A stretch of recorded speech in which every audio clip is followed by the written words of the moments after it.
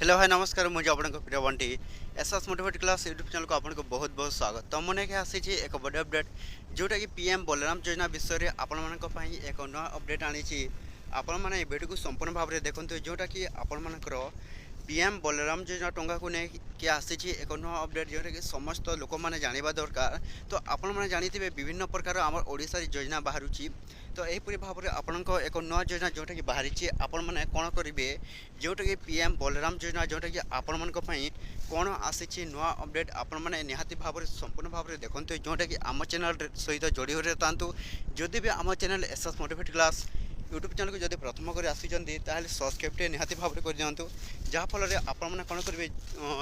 जोटा video upload करी आपन को नोटिफिकेशन पहुँचो। तो देखूँ जोटा कि पीएम बलराम योजना को नहीं आसी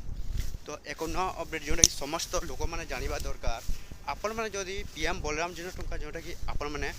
ऑनलाइन अप्लाई करेंगे जहाँ जो मैंने जोटा कि देखूँ से एक नया अपडेट आसी। तो आपण मैंने जदि पीएम बलराम योजना टंका जोटा कि ऑनलाइन करते तो से जोटा कि नया अपडेट आसी जो मैंने खूब शीघ्र जोटा कि पीएम बलराम योजना टंका जोटा कि आपण मानक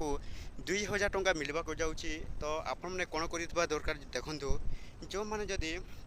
एपर्यंत पीएम बलराम योजना जोटा कि केओसी करना तो जल्दी जल्दी जाकि निजर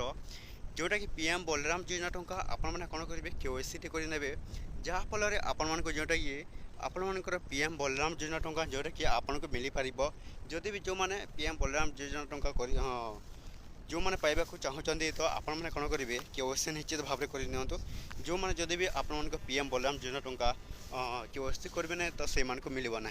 तो ये वीडियो था जदि भल लगे आम channel SS motivate class YouTube channel को सब्सक्राइब कर दिंतु।